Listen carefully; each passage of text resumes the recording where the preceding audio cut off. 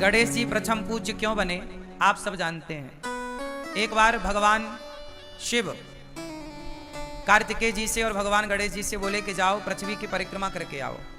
जो सबसे पहले पृथ्वी की परिक्रमा लगाएगा वह प्रथम पूज्य कहलाएगा।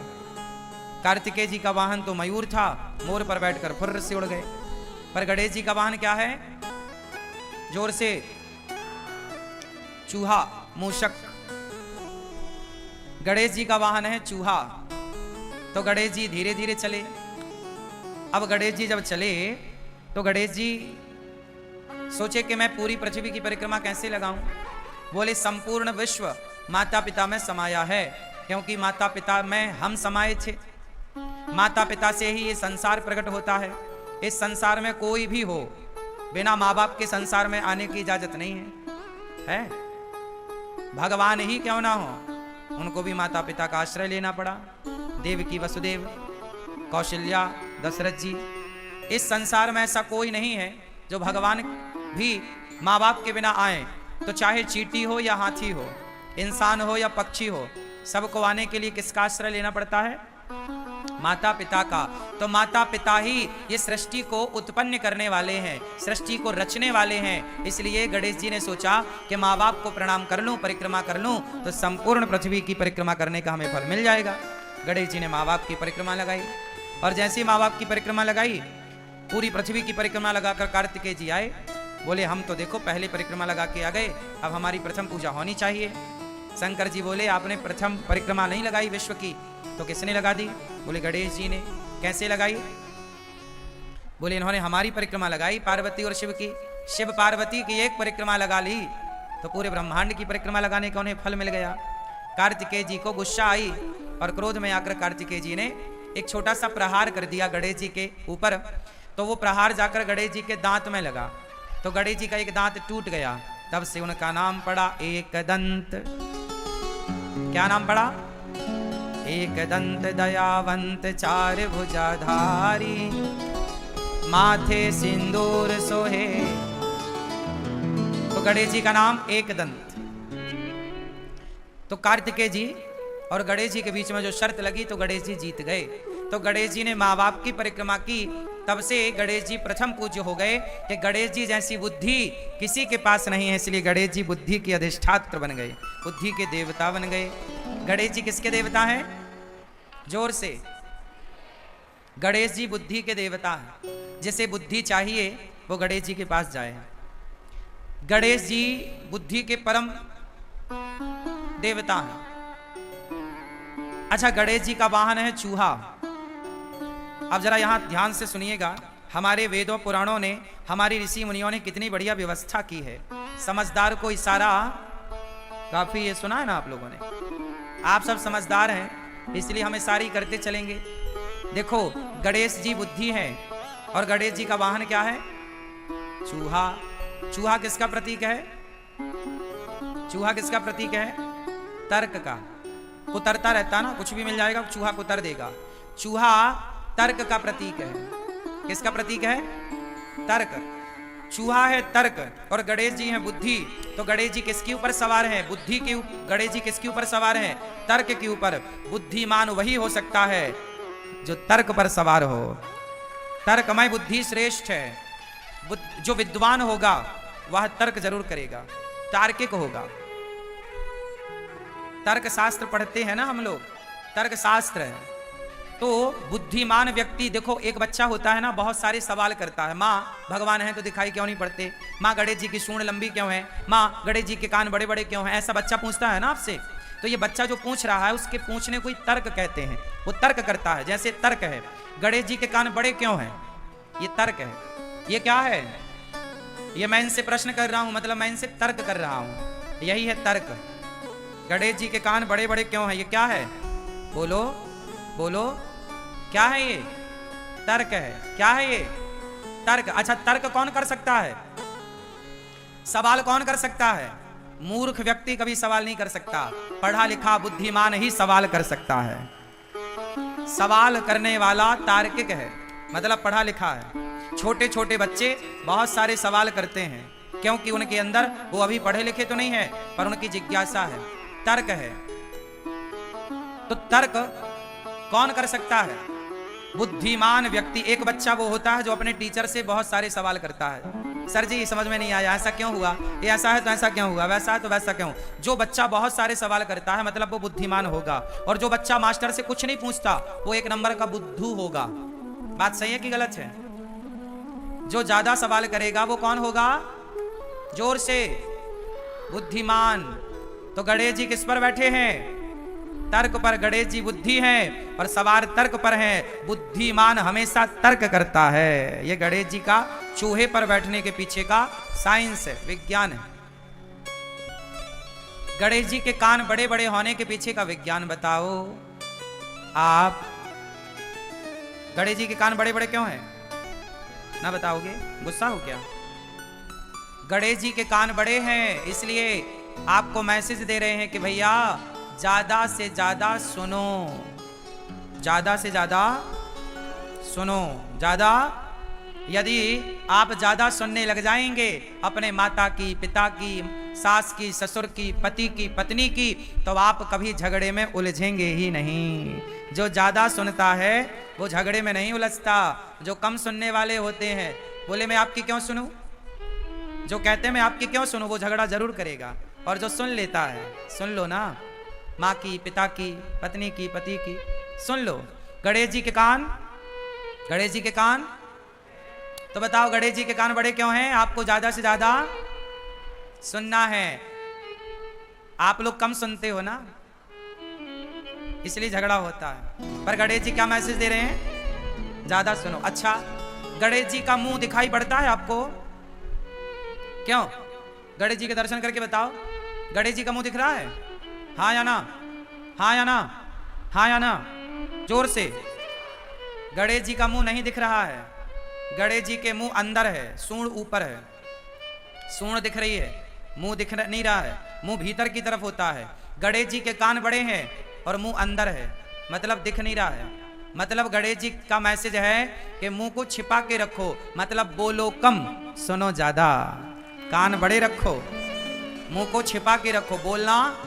जो लोग कम बोलते हैं वो सुखी होते हैं। जो दिन भर बोलते हैं, ज्यादा बोलते हैं, बकवास करते हैं, वो किसी ना किसी उलझन में उलझते ही उलझते हैं। सही है? सारा झगड़ा कहां से होता है? मुंह से। महाभारत कहां से हुआ? द्रौपदी के मुंह से धोखे से निकल गया कि अंधों के अंधे होते हैं, दुर्योधन के लिए। और बस निकल गया, दुर्योधन ने बात पकड़ ली और फिर दुर्योधन ने बोला इसके कपड़े उतार दो। तो महाभारत धनुष बाण से तो बाद में हुआ, पहले कहां से हुआ? मुंह से हुआ। तुमने कहा कि अंधा है, अंधों के अंधे होते हैं, द्रौपदी ने कहा।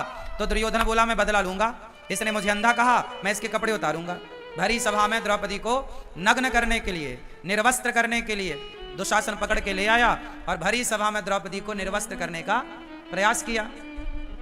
अब आप समझो कि सारा झगड़ा कहां से हुआ? बोलो, मुंह से हुआ। इसलिए कहता हूं गणेश जी की तरह मुंह को छिपा के रखो, मतलब कम बोलो, कानों को थोड़ा बड़ा करो ताकि ज्यादा से ज्यादा आपको सुनने का अभ्यास हो। ज्यादा सुनो, कम बोलो। चलो, गणेश जी का पेट बड़ा है, बताओ क्यों? आप बताओ, गणेश जी का पेट बड़ा क्यों है? बताओ मेरी माँ। ज्यादा खाते हैं? नहीं, गणेश जी ज्यादा नहीं खाते। गणेश जी एकदम फिट हैं, पर पेट बड़ा के पीछे एक मैसेज है। गणेश जी का पेट बड़ा इसलिए है, समाज को समझाना चाहते हैं कि भैया परिवार की बातों को पेट में ही रखा करो, पचा लिया करो, परिवार की बातों को बाहर ना उगला करो। आप लोग जरा घर में झंझट होती है ना तो जाके पड़ोसन के घर रो लेती हो, सास ने ऐसा कह दिया, फलाने ने ऐसा कह दिया। आपके पेट में कुछ भी ठहरता नहीं है, सब उगल देती हो या उगल देते हो। इससे क्या होता है? संत जन कहते हैं अपने, एक दोहा बोल रहा हूं, फिर आप अर्थ बोलना, हमें उसका अर्थ नहीं आता, आप लोगों से जानेंगे आज।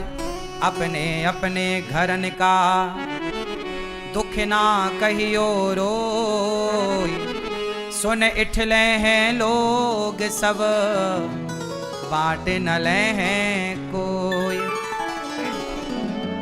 अपने अपने घरन का दुख ना कहियो रोई, सुन इठले हैं लोग सब बांट न ले हैं खोए।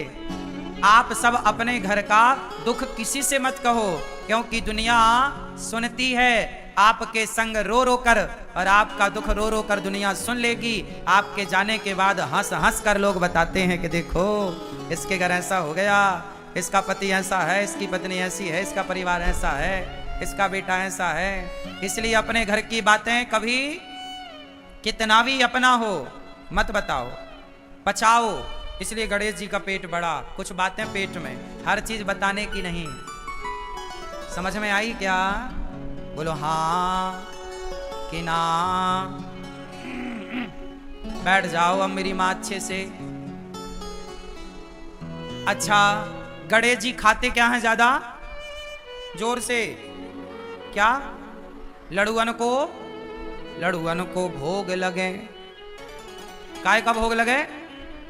गणेश जी लड्डू खाते हैं, और हम भारत के लोग भी लड्डू खाते हैं। हम सनातनी लोग ना लड्डू ज्यादा खाते हैं।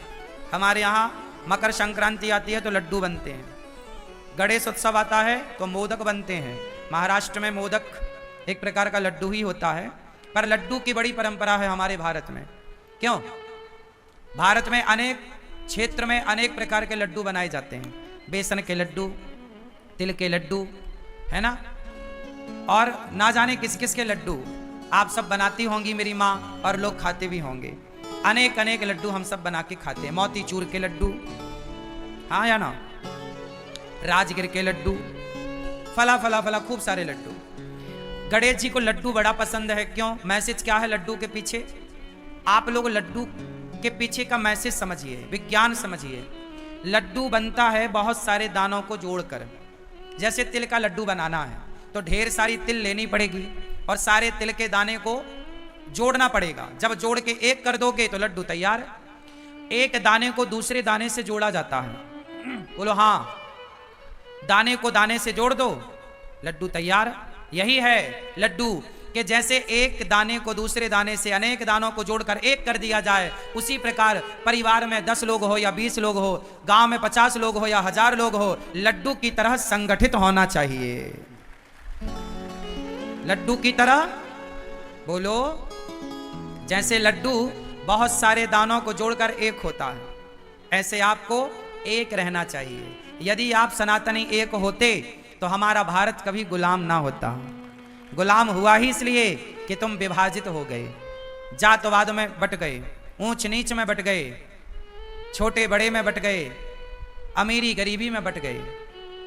यदि बटे ना होते तो क्या मजाल मुगलों की और अंग्रेजों की कि तुम्हारे देश पर आक्रमण करते और जीतते। आते तो तुम संगठित होते तो पछाड़ देते, पर तुम हार गए क्योंकि तुम बिखर गए। लड्डू यदि बिखर गया, दाने दाने अलग हो गए, तो वो लड्डू कहाँ रहा? लड्डू तो तब तक है जब तक वो एक है, जुड़ा है, संगठित है। बस यही है। गणेश जी लड्डू खा के आपको कहते हैं कि मेरे भारतवासियों, मेरे सनातनियों, गणेश को मानने वाला प्रत्येक व्यक्ति सुन ले कि गणेश की पूजा करते हो तो लड्डू की तरह, लड्डू जैसे दाने को दाने से जोड़ के रखता है, आप भी सारे गणेश के पुजारी जुड़ के रहिए, सनातनी संगठित रहिए उस लड्डू की तरह। और लड्डू में मिठास भी होती है। संगठित तो रहना है, पर आपस के रिश्तों में मिठास हो। क्या हो? रिश्तों में क्या हो? परिवार संगठित रहे लड्डू की तरह, और मिठास, मीठे मिठास से भरा रहे।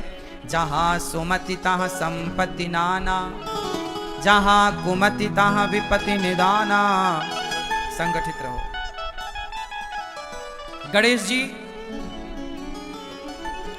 गणेश जी की नाक बड़ी है। बोलो हाँ। गणेश जी की नाक बड़ी है। चलो अब इसका मतलब आप बताओ। ये चश्मा वाली बहन बताएंगी, सब हमने बताया, कुछ आप बताओ। गणेश जी की नाक क्यों बड़ी है? बैठे बैठे बताओ। नहीं पता? क्यों? आप बताओ। नहीं बताओगे ना? कुछ कसम खा के आए हो, कुछ नहीं बताऊंगा, है ना? गणेश जी की नाक बड़ी है।